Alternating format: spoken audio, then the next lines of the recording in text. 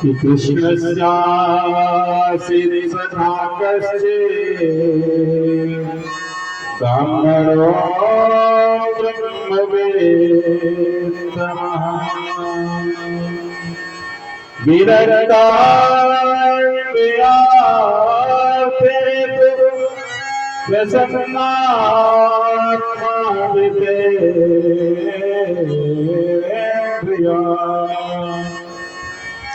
सुदामा जी महाराज सदा सर्वदा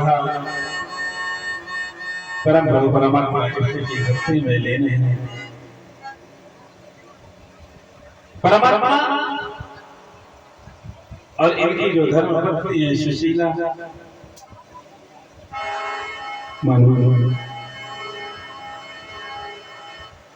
कभी भी किसी के सामने दुख रोने का काम नहीं करते।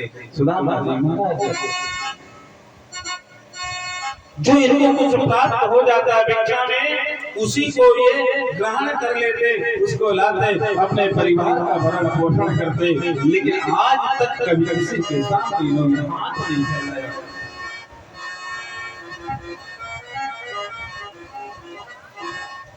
होते करते बड़ी दयनीय दशा हो जाती है श्री सुदामा जी महाराज की। और जब दयनीय दशा सुदामा जी महाराज की हो जाती है तो मेरे प्रभु परमात्मा कहते हैं कि मैं अपने भक्तों को कभी भी असहनीय होते नहीं देख पाता। मेरे कन्हैया, मेरे द्वारिकाधीश मन में विचार कर रहे हैं, मैं तो द्वारिका में निवास कर रहा हूं, लेकिन वो मेरा सखा, वो मेरा मित्र आज दूसरी सी झोपड़ी में निवास कर रहा है। आज द्वारकाधीश एक संत का वेश धारण करते और संत का वेश धारण करके आज सुदामा जी के उस घर के समीप में आके, उस सुदामा जी के घर के समीप में आकर के कहते हैं भिक्षा दे। आज सुशीला उस भवन से बाहर निकलती, घर से बाहर निकलती, और सुशीला घर से बाहर निकलने पर आज आती है, हाथ जोड़ करके खड़ी हो जाती है संत भगवान के सामने। और संत भगवान के सामने आकर के खड़ी होती, कहती प्रभु आप मुझे क्षमा कर दो, आप मुझे क्षमा कर दो, मैं आपको कुछ नहीं सकती। आज संत भगवान जो खुद द्वारकाधीश से बन करके आए थे, उन्होंने कहा था चलो कोई बात नहीं, फिर कभी आकर के ले लूंगा आपके यहाँ से। अच्छा ये बताओ ये घर है किसका? कहा ये बताओ ये घर है किसका? आज सुशीला कहती है ये घर सुदामा जी का है। अच्छा ये सुदामा जी का घर है, ये वही सुदामा जी जो हमने सुना है कि बचपन में ये द्वारकाधीश के सखा थे, ये कृष्ण के सखा थे, और भगवान कृष्ण के साथ इन्होंने जो है विद्याध्ययन किया था। सुशीला कहते हैं मुझे ये बात तो नहीं पता, और आज तक सुदामा जी ने मुझे ये बताया भी नहीं कि द्वारकाधीश हमारे मित्र हैं, हमारे सखा हैं। संत ने कहा कि मैं द्वारकाधीश के पास में गया था और द्वारकाधीश सुदामा जी की बातें मुझसे कर रहे थे, और संत इतना कह करके और वहां से चले जाते हैं। इतने में सुदामा जी महाराज अपने घर जब आते हैं, और जब अपने घर आते हैं सुशीला जल लेकर के आती है, सुदामा जी को जल देती है, और जल दे करके सुदामा जी से पूछने लगते क्यों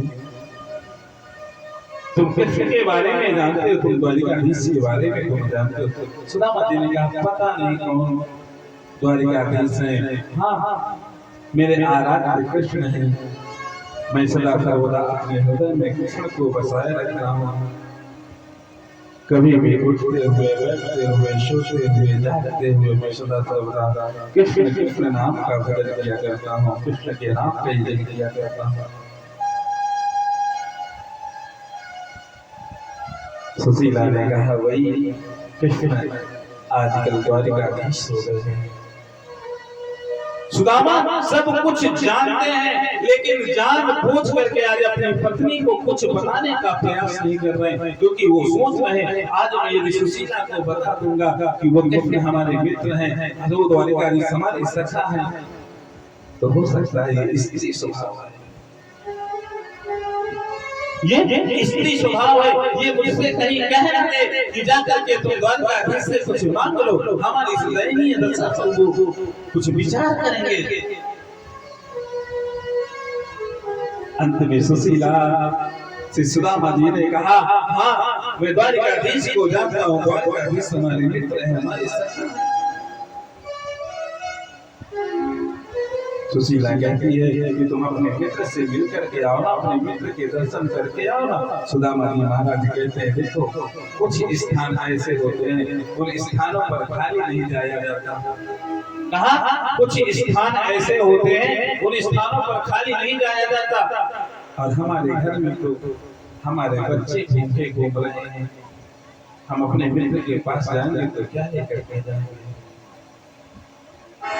कहते हैं कभी आप यदि कहीं कथा में जाते हो, यदि कहीं पूजा पाठ में जाते हो, तो एक मिश्री का दाना ही क्यों न लेकर के साथ में जाओ, लेकिन कुछ ना कुछ अवश्य लेकर के जाना चाहिए। कभी अपने गुरु के घर जाते हो तो कुछ ना कुछ अवश्य लेकर के जाओ, कभी अपनी छोटे बहन के यहाँ जाते हो या अपने से छोटों के यहाँ कभी भी जाते हो ना, तो कुछ ना कुछ अवश्य लेकर के जाओ।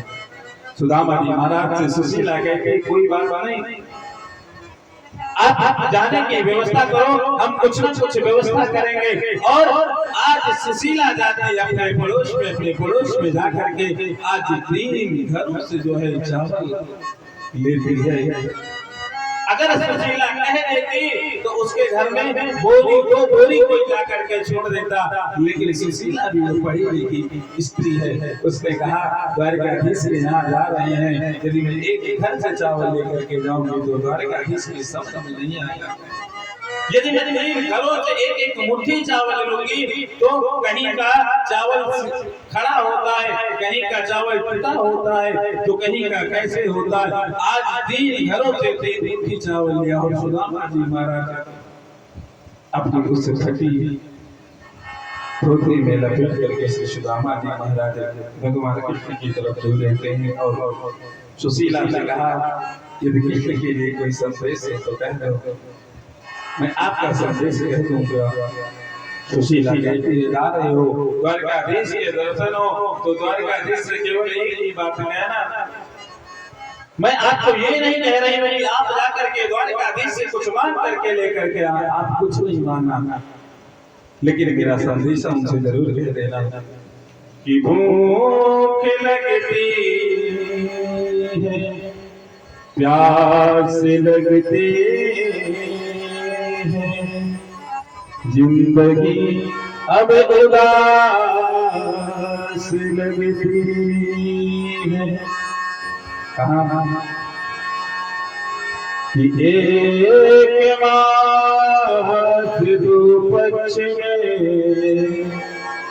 सुशीला जी कहते हैं जाना कहीं आके कहना कि एक माह 2 पक्ष में गोली का हो। कहा कन्हैया से कहना, लेकिन हे गोविंद मेरे घर नित्य एकादशी हो। कहा जाकर के जाना, जाकर के कहना कन्हैया से कि 1 महीने में 2 पक्ष होते हैं और 2 पक्ष में 2 एकादशी आती है परमात्मा, लेकिन हमारे घर तो नित्य एकादशी रहती है, हमारे घर तो कभी द्वादशी होती ही नहीं है। आज कन्हैया की याद करके द्वारिकाधीश की याद करके उस द्वारिका भवन की तरफ मेरे कन्हैया चल देते हैं। और जब मेरे कन्हैया चलते हैं किसी सिपगा न जगा तन पे, हर पाए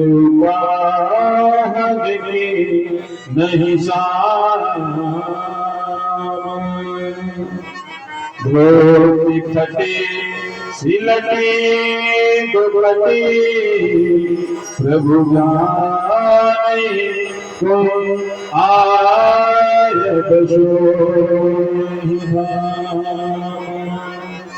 जैसे आलू द्वारकाधीश की उस पावन भवन की तरफ पहुंचते हैं, द्वारकाधीश की उस पावन नगरी की तरफ पहुंचते हैं, दरवाजे पर पहुंचते हैं और द्वार पर खड़े हुए द्वारपालों से कहते हैं, देखिए जब राजा यदि विनम्र होता है ना, तो जो उसके मंत्री होते हैं, जो उसके द्वारपाल होते हैं, वो भी बड़े विनम्र होते हैं। और द्वारकाधीश कन्हैया के यहाँ कभी भी उन्होंने कह दिया था, कभी भी ब्राह्मण आता है, कभी भी यदि कोई ब्राह्मण आता है तो उसको कभी रोकना नहीं, उसको तो सीधे हमारे भवन में हमारे उस सिंहासन के समीप ला करके छोड़ देना। लेकिन सुदामा जी का स्वरूप कुछ अटपटा था और सुदामा जी ने कहा, जाओ जाकर के कन्हैया से कह दो। कन्हैया के पास द्वारपाल जाते हैं, द्वारपाल जाकर के आज सुंदर सा संदेश दे रहे हैं और कह रहे हैं कि द्वार खड़ो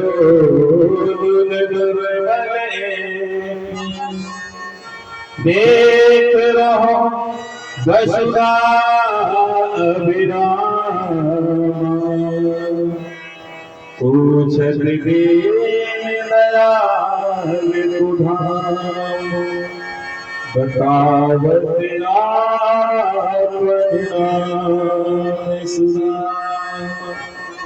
आज जैसे ही द्वारकाधीश ने सुदामा का नाम सुना और सुदामा का नाम सुनते मानो आज कन्हैया के शरीर में चारों चांद गोल सुदामा अपने सिंहासन से उठते हैं और सिंहासन से उठ करके दौड़ करके और सुदामा के समीप में पहुंच जाते हैं। भगवान देखो देखो ये गरीबी, ये गरीबी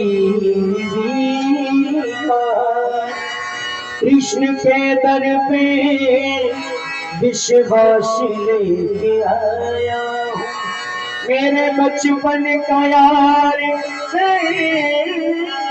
मेरा शाम, वही सोच कर मैं आश करके आया हूँ।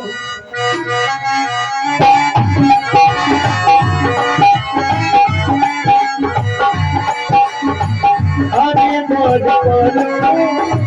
कन्हैया से दो, अरे तोरी बोलो कन्हैया से दो, दिल में शुगर गरीब गया गरीब गया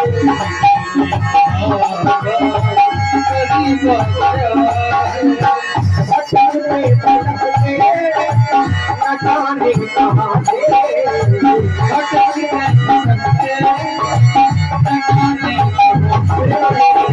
तुम्हारी गरीब गया गरीब गया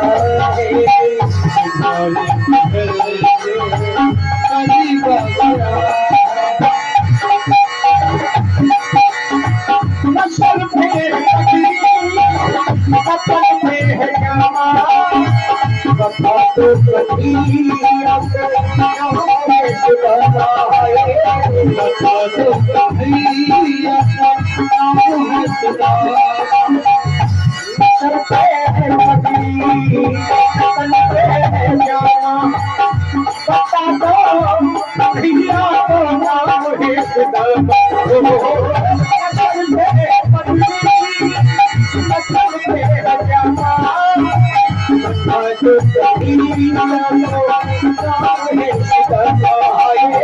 बता तो कभी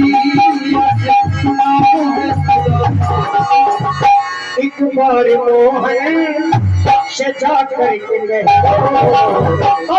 बार मोहन सजा करके दिल में नसीब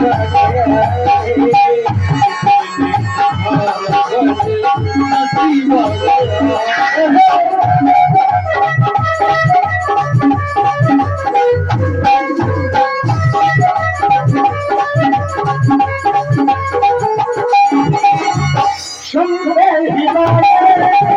चले लगाया गले से सुदामा को मोहन है लगाया गले सुदामा को मोहन लगाया गले सुदामा को सुनते ही चले आए मोहन लगाया गले से सुदामा को सुनते ही चले आए मोहन लगाया गले से सुदामा को मोहन हो लगाया गले सुदामा को हुआ रुक्मिणी को बहुत ही अचंभा हुआ रुक्मिणी को बहुत ही अचंभा ये मेहमान के साथ अजीब गया है अजीब गया अजीब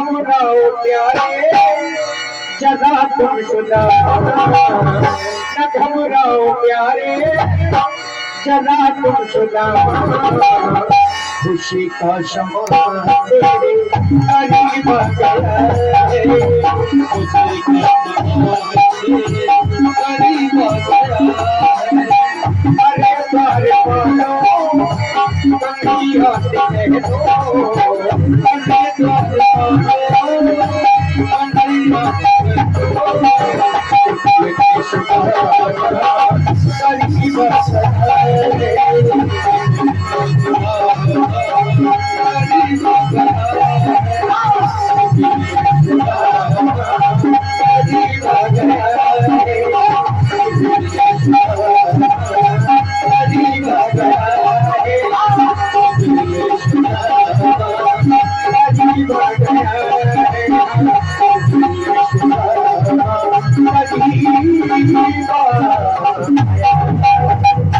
और जैसे ही आज सुदामा का नाम सुनते हैं सुदामा का नाम सुनते ही आज दौड़े दौड़े चले जाते हैं और जब दौड़े दौड़े चले जाते हैं इधर सत्यभामा रुक्मिणी जितनी आज इनकी पटवानियां थे आज सभी आंखें खोल करके देख रही आज तक तो कन्हैया कभी का नाम सुनते इधर दौड़ दौड़े नहीं चले गए आखिर आज बात क्या है सभी देवियां आज दौड़ी दौड़ी कन्हैया के पीछे पीछे आती है और कन्हैया ने जैसे ही आज सुदामा के उस स्वरूप को देखा सुदामा की उस शरीर को देखा आज सुदामा के चरणों में गिर जाते हैं कन्हैया और चरणों में गिर करके उनको लेकर के जाते हैं कि देख सुदामा की दीन दशा करुणा निधि करुणा करके कि पानी परा देखो हाथ छूटे नैनन के जल सो पग धो आज कन्हैया ने कहा जाओ एक सुंदर परात लेकर के आओ, जल लेकर के आओ, लेकिन आने में कुछ विलंब होता है देवियों को, और जब विलंब होता है आज कन्हैया अपने मित्र अपने सखा के इस दुर्दशा को देखते हैं और उस दशा को देख करके आज इतना रोते हैं कि अपने अश्रुओं से सुदामा जी के पैरों को धुल देते हैं। और धुलने के बाद में सुदामा जी के जो वस्त्र थे ना, उन वस्त्रों को उतरवाया और उन वस्त्रों को उतार करके आज सुंदर सुंदर राजाओं के वस्त्र देते सुदामा जी को, लेकिन सुदामा जी ने मना किया, नहीं मुझे ये वस्त्र नहीं चाहिए, मेरे पास जो वस्त्र है ना उन्हीं वस्त्रों में मुझे पूर्ण संतुष्टि है। फिर भी कन्हैया नहीं माने, और कन्हैया जब नहीं माने ना वस्त्रों को पहना तो दिया और सुदामा जी के वस्त्रों को बगल में रख देते हैं, और रखने के बाद में सुदामा जी से कहते हैं चलो चल करके प्रसाद ग्रहण करते हैं। अभी हमने भी प्रसाद नहीं लिया, चलो चल करके आगे दोनों मिलकर प्रसाद ग्रहण करेंगे।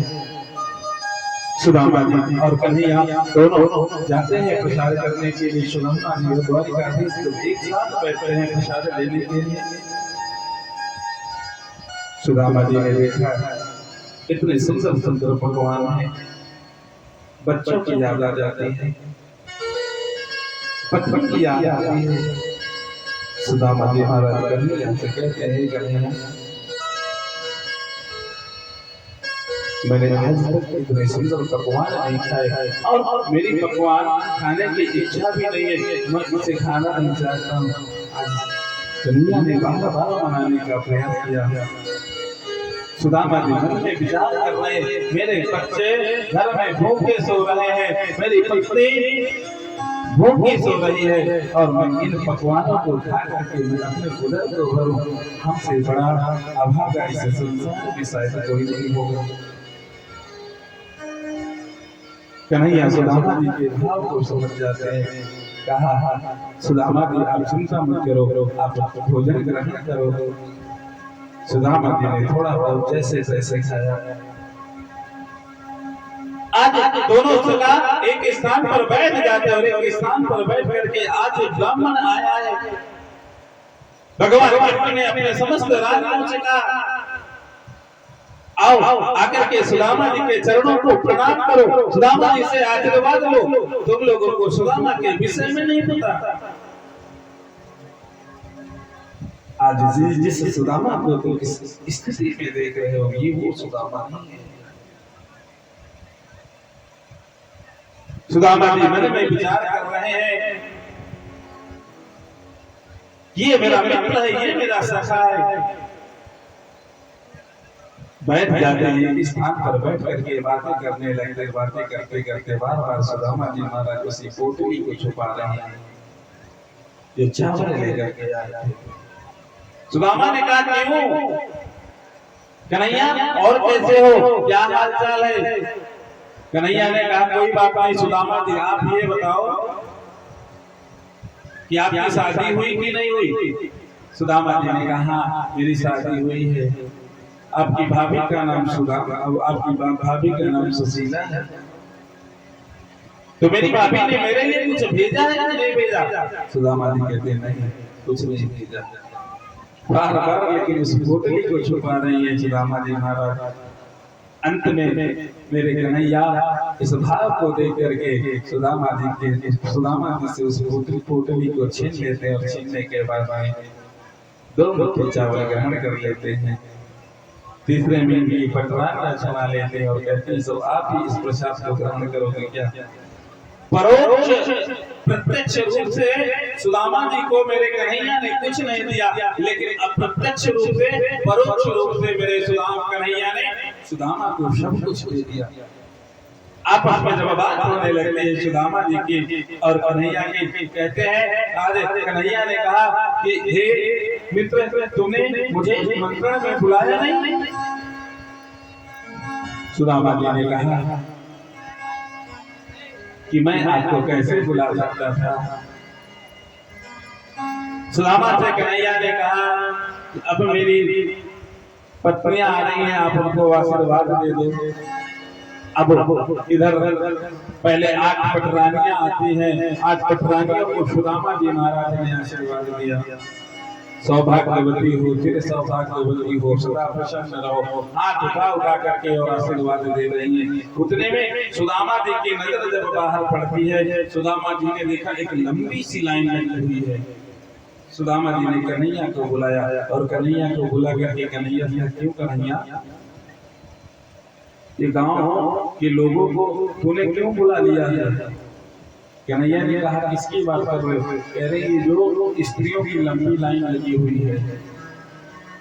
सुदामा जी से कन्हैया कहते हैं, हे सुदामा जी महाराज, ये गांव की नहीं है, ये तो सब मेरी है। सुदामा जी महाराज कहने लगे, क्यों इतनी? कन्हैया ने कहा, हाँ। सुदामा जी कहते हैं, मेरी तो एक हुई और तुम कहते हो कि निमंत्रण नहीं दिया। तुम्हारी तो इतनी हुई तो तुमने मुझे निमंत्रण क्यों नहीं दिया? सुदामा जी महाराज से कन्हैया कहते हैं कि आपका जब विवाह हुआ होगा, मुहूर्त शोधन किया हो गया होगा और विवाह इत्यादि की डेट रखी गई होगी, लेकिन कभी भी हमारी जो है तारीख नहीं रखी गई कि कब मेरा विवाह होगा, कब मेरा गवना होगा। कभी किसी मुहूर्त का पता नहीं चला। कभी मैं गया कहीं तो वहां से एक ले आया, कहीं गया तो वहां से एक ले आया। इस प्रकार से सुदामा जी कहते हैं कि मैं इतनी को मैं आशीर्वाद नहीं दे सकता। ऐसा कर कन्हैया, तू ही मेरे चरणों को प्रणाम कर और मैं तुझे आशीर्वाद दे दूंगा, तो सब तेरी रानियों को सबको आशीर्वाद प्राप्त हो जाएगा। ये भारत का ऋषि है, ये भारत का ब्राह्मण है, जो भगवान को भी आशीर्वाद देने में सामर्थ्य रखता है। आज वैसा ही करते हैं। और जैसे कन्हैया मेरे कन्हैया सुदामा जी के चरणों में प्रणाम करते हैं, सुदामा जी के चरणों को प्रणाम किया, सुदामा जी ने आशीर्वाद दिया। सुदामा जी कहने लगते हैं कि मैं अब जाऊंगा। सुदामा जी ने कहा, मैं अब जाऊंगा द्वारिकाधीश, अधिक समय तक तुम्हारे पास नहीं रहूंगा। और आज्ञा लेकर के और जाने लगे। जैसे ही दरवाजे के पास में पहुंचे, उधर से कन्हैया ने आवाज लगाई, अरे सुदामा जी महाराज, सुदामा जी महाराज। सुदामा जी सोच रहे, मानूंगा तो कुछ नहीं, लेकिन यदि कुछ मिल जाएगा तो मना भी नहीं करूंगा। सुदामा जी ने सोचा, अरे शायद भूल गया होगा, कुछ देना चाहता होगा। सुदामा जी ने पीछे मुड़ करके देखा तो कन्हैया सुदामा जी के उन वस्त्रों को लेकर के खड़े थे, जो वस्त्र पहन करके आए थे, और कहा, सुदामा जी महाराज, आप इन वस्त्रों को पहन लीजिए। सुदामा जी मन ही मन सोचने लगते हैं कि ये बचपन में जैसा था, आज भी ये वैसा ही नृत्य है। सुदामा जी ने कहा, प्रभु आपने बहुत बड़ी मेरे ऊपर कृपा की। उन वस्त्रों को उतार के अपने फटे पुराने वस्त्रों को पहनते हैं, वस्त्रों को पहन करके अपने नगर की तरफ जाते हैं। लेकिन यहाँ पर एक छोटी सी झोपड़ी थी, उस झोपड़ी आज महल में परिवर्तित हो गया था। सुदामा जी महाराज पहुंचते, सुदामा जी महाराज पहुंच करके वहां लोगों से पूछते हैं, भैया सुदामा की यहाँ पर एक कुटिया थी।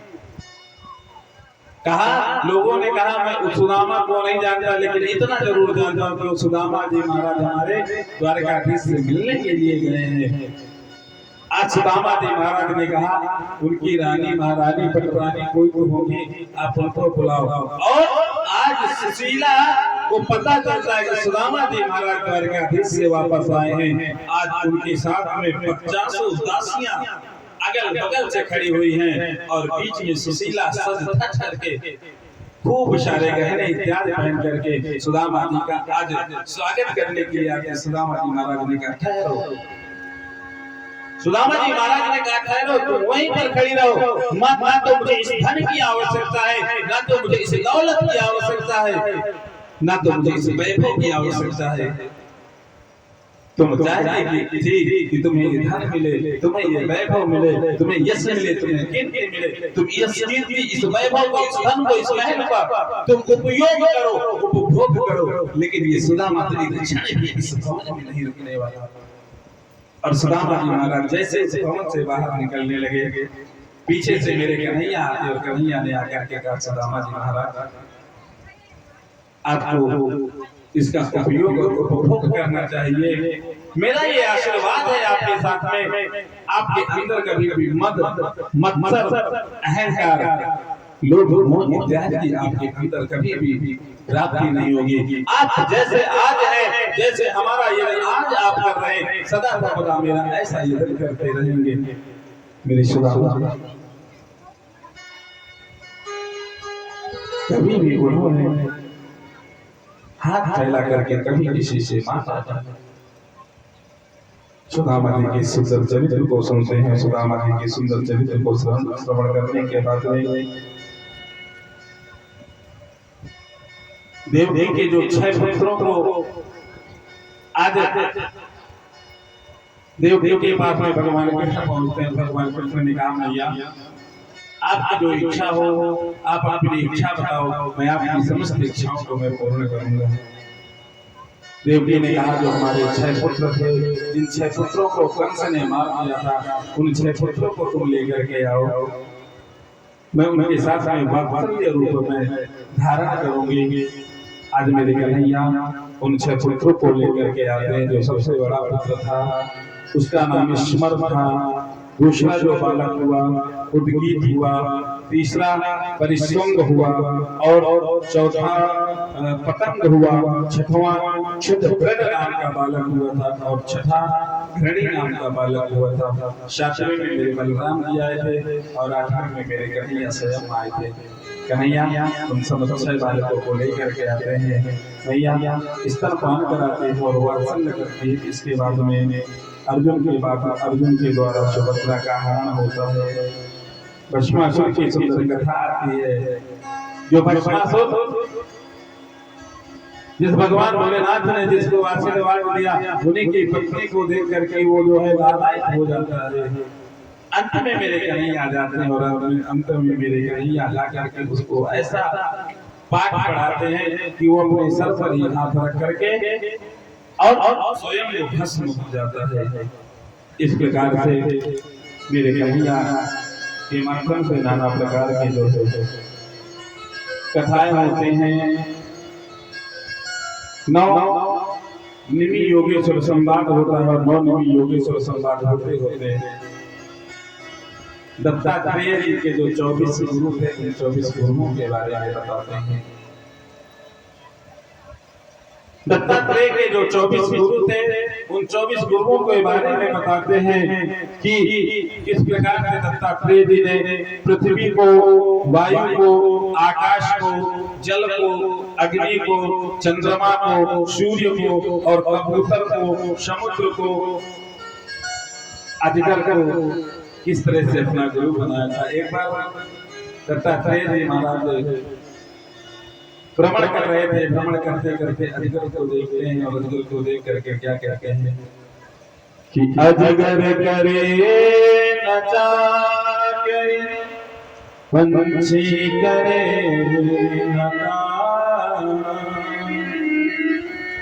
दास सब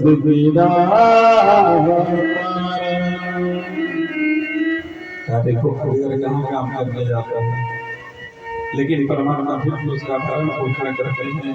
इस तरह से अजगर को भी अपना गुरु बनाया और गुरु बनाते बनाते उन्होंने पिंगला नामक वेश्या को भी अपना गुरु बनाया था। कि जो पिंगला नामक जो वेश्या थी ना, वो वेश्या सज धज करके और आकर के अपने दरवाजे पर आकर के बैठ जाती है कि कोई पुरुष आएगा और पुरुष आकर के मुझे धन देगा। लेकिन होते करते 3-4 दिन बीत जाते हैं। पिंगला नामक वेश्या सस्ती है, दजती है, सज धज करके दरवाजे पर आकर के बैठती है, सोचती है कोई ग्राहक आएगा मुझे कुछ धन देगा। लेकिन 3-4 दिन बीत जाने के बाद में पिंगला नामक वैश्या ने मन में विचार किया कि यदि मैं इतना परमात्मा का यजन करती, इतना चिंतन करती, तो कदाचित परमात्मा मेरे हृदय में आकर के निवास करते। दत्तात्रेय जी महाराज इस दृश्य को देख रहे थे और दत्तात्रेय जी ने कुछ पिंगला नामक वैश्या को भी अपना गुरु बनाया और दत्तात्रेय जी ने कुमारी कन्या को भी अपना गुरु बनाया था।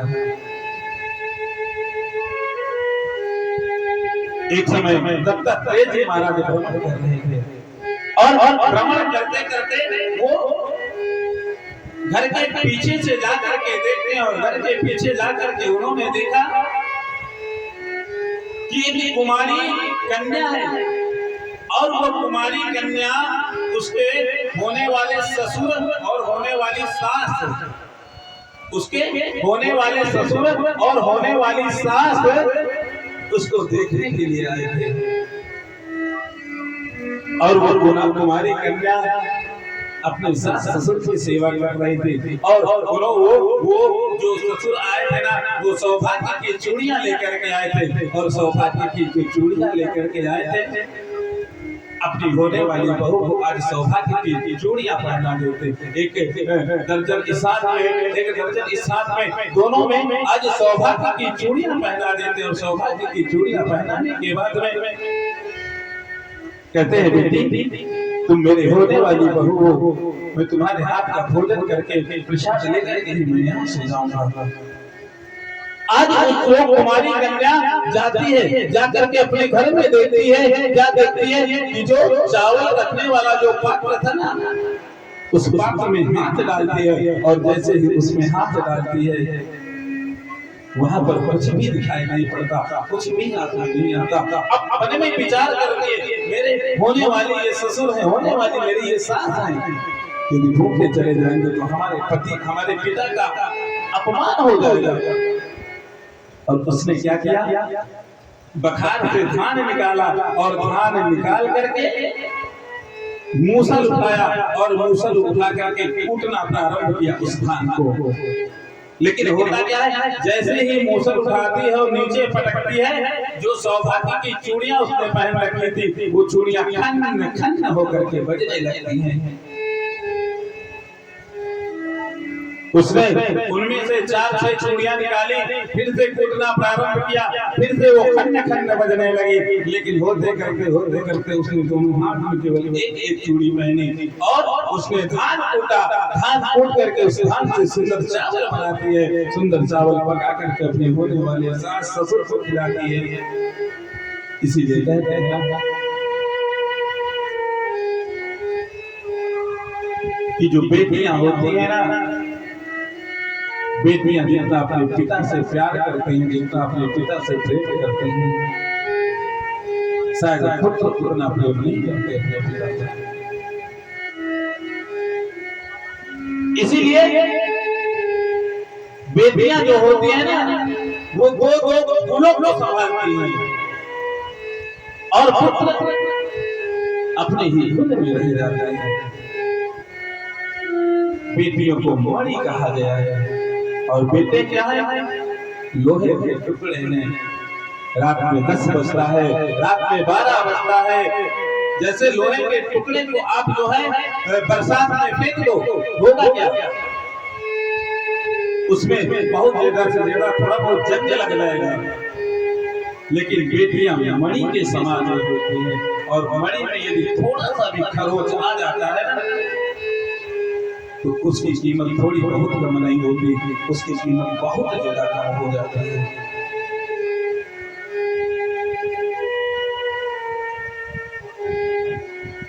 पुत्री उस धान की तरह है, जिस धान को जैसे देखते हो ना, धान का पेड़ कहीं पर लगाया जाता है, और उसको उचार कर उसको लगाया कहीं दूसरी जगह जाता है। इसीलिए लोग बचने का प्रयास करते हैं, अपनी बेटियों को बचाने का प्रयास करते हैं, और बेटियों का ये उत्तरदायित्व होता है तो अपने पिता के कुल का भी मान सम्मान रख सके, और अपने होने वाले पति के यहाँ जब उनका विवाह हो जाता है, अपने पति के यहाँ जाते हैं, उस कुल का भी मान और सम्मान बरकरार रखें। इस प्रकार से कुमारी कन्या को गुरु बनाते हैं। दत्तात्रेय जी महाराज 24 गुरुओं की कथा आती है, और 24 गुरुओं के बाद में चारों वर्णों का वर्णन आता है, जो ब्राह्मण, क्षत्रिय, वैश्य और शूद्र, ये 4 वर्ण हैं। इन चारों वर्णों के विषय में बताया गया है कि ब्राह्मण का कर्म क्या है, यज्ञ करना, यज्ञ कराना, दान लेना, दान देना, विद्याध्ययन करना और विद्याध्ययन कराना, ये ब्राह्मण के 6 कर्म बताए गए हैं। लेकिन दुर्भाग्य की बात है, यदि आज के समय में कोई सबसे ज्यादा पतित हो रहा है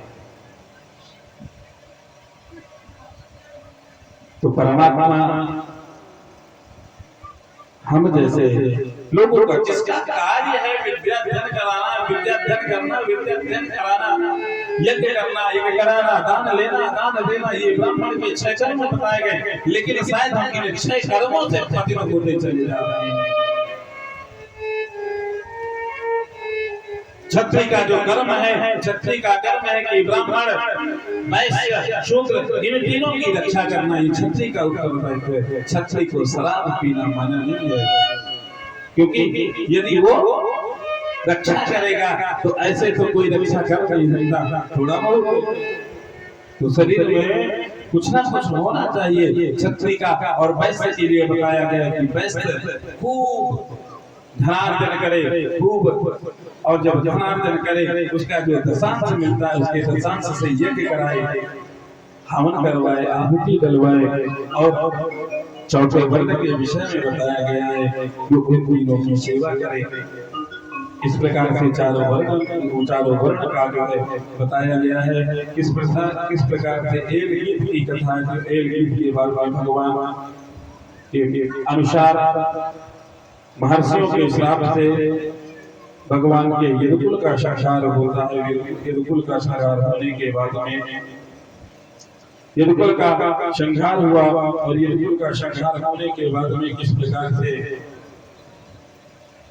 कलियुगी राजाओं के विषय में बताया गया है। और कलियुग में कहा मौर्य वंश के प्रथम राजा चंद्रगुप्त होंगे। कल्कि के विषय में बताया गया कि जो कल्कि अवतार होगा कि शंबल राम मुख्यस्य ब्राह्मणस्य महात्मना भवने विष्णु यशसा कलकिर्तार्भविष्यति। कहे जो कल्कि अवतार होगा जब कलियुग पूर्ण रूप से कलियुग का अत्याचार बढ़ेगा तो भगवान कल्कि अवतार लेंगे। और ये कल्कि अवतार संबल ग्राम मुख्यस्य, ये जो संबल ग्राम है, कोई कहते हैं कि बिहार में एक संबल ग्राम है, वहां पर एक ब्रह्म कुमारी कन्या के द्वारा भगवान कल्कि का अवतार होगा। किसी का ऐसा वर्णन आता है कि अपने बनारस के बगल में एक संबल ग्राम है, उस संबल ग्राम में भगवान कल्कि का अवतार होगा। इस प्रकार से भूमि के द्वारा राजाओं को चेतावनी दी जाती है। कल्प नैमित्तिक आदि 4 प्रकार के प्रश्न होते हैं। और अंत में श्री सुखदेव जी महाराज ने राजा परीक्षित से कहा है, राजा आपने मुझसे प्रथम दिवस से लेकर के 7वें दिन तक हजारों प्रश्न पूछे, हमने तुम्हारे इन हजारों प्रश्नों का हमने उत्तर दिया। श्री सुखदेव जी महाराज ने कहा मैं अब तुमसे एक प्रश्न पूछ रहा हूं, तुम उस प्रश्न का उत्तर देना। कहा मैं तुमसे एक प्रश्न कर रहा हूं, प्रश्न का उत्तर देना। उन्होंने प्रश्न किया, क्या तुम मरोगे? जैसे ही आज गुरुदेव सुखदेव जी महाराज ने राजा परीक्षित से प्रश्न किया, क्या तुम मरोगे? उसी समय राजा परीक्षित बिना सोचे समझे कहते हैं, वासांस जीर्णानि यथा विहाय नवानि गहनानि नरोपराणि। कहा हे गुरुदेव मैं मर कैसे सकता हूँ? ये जो मेरी आत्मा है ना, मेरी आत्मा सदा सर्वदा अजर और अमर है। जिस प्रकार से हम नए वस्त्र लेकर के आते हैं, नए वस्त्रों को धारण करते हैं और पुराने वस्त्र को निकाल करके और हम फेंक देते हैं, उसी प्रकार से ये हमारा जो शरीर है ना, देहे स्थिमान सुधरे विनुतिम त्यजतम जाया सुधा विश्वसदा ममता विमुंचा। ये हड्डी मांस रुधिर मेद मज्जा से ये बना हुआ शरीर है, इसका तो नाश होना स्वाभाविक है। लेकिन जो हमारी आत्मा है वो हमारी आत्मा अजर और अमर है। इस प्रकार से राजा परीक्षित ने अपने गुरुदेव का पूजन किया और सुखदेव जी महाराज वहीं से अंतर्ध्यान हो जाते हैं। बोले सुखदेव जी महाराज की जय हो। इस प्रकार से सुखदेव जी महाराज का सुंदर पूजन हुआ और इसके उपरांत मार्कंडेय जी एक दिन तप कर रहे थे और तप करते करते मार्कंडेय जी महाराज के मन में ऐसी इच्छा होती है कि मैं भी देखूं प्रलय कैसे होता है आकर। प्रलय होते देखते हुए वो परमात्मा में लीन थे। उसी समय क्या देख रहे हैं कि चारों तरफ जलमग्न हो गया और जलमग्न होते होते उस जल में वो भी प्रवाहित होते हैं। कभी मगर के मुख में घुसते हैं निकलते हैं, कभी मछली के मुख में घुसते हैं निकलते हैं। उस समय में क्या देख रहे हैं कि सबुटे सयान बालम वंदरम मनसा स्मरामि। जो परमात्मा नन्हे से बटके वृक्ष पर लेटे हुए हैं और वो कहते करार विंदे पदारविंदम, अपने पैर के अंगूठे को अपने मुख में डाले हुए उसको चूस रहे हैं। ऐसे जगत प्रभु जगत नियंता जगताधार परम प्रभु परमात्मा के दर्शन करते हैं और परमात्मा के दर्शन करने के बाद में कहते हैं कि निमग्नाना यथा गंगा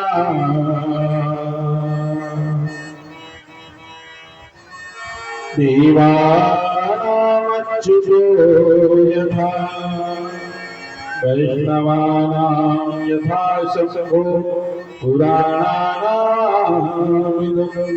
यथा। जैसे नदियों में गंगा श्रेष्ठ, वैसे वैष्णव में भगवान भोलेनाथ श्रेष्ठ है, पुराणों में ग्रंथ श्रेष्ठ है, भागवत महापुराण श्रेष्ठ है। इस प्रकार से सुंदर भागवत भगवान भागवत ग्रंथ की महिमा का वर्णन करते हैं। वर्णन करते करते अंत में श्रीमद् भागवत अपनी पूर्णता की तरफ आ जाती है, विश्राम की तरफ आ जाते हैं। वास्तव में यदि देखा जाए तो किस प्रकार से प्रथम दिन से ये 7 दिन व्यतीत हो गए, समय का पता ही नहीं चला कि आखिर समय कैसे 7 दिन निकल गए। आप तीनों भाइयों के माध्यम से घर की जितनी बेटियां थी पुत्रों के माध्यम से ऐसा लगा मानो अपने घर में ही रह रहे हैं और परम प्रभु परमात्मा की कृपा से 7 दिन के भागवत के पूर्ण होते हैं। देखिए इस मंच के माध्यम से बैठ करके मंच पर बैठ करके 7 दिनों में हमने आप लोगों को कथा श्रवण कराई। हो सकता है उसके माध्यम से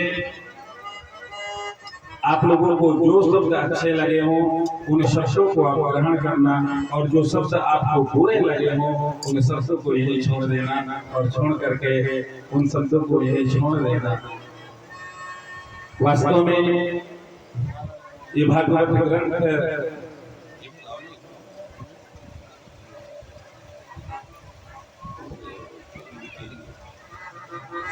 वास्तव में ये जो भागवत ग्रंथ है ना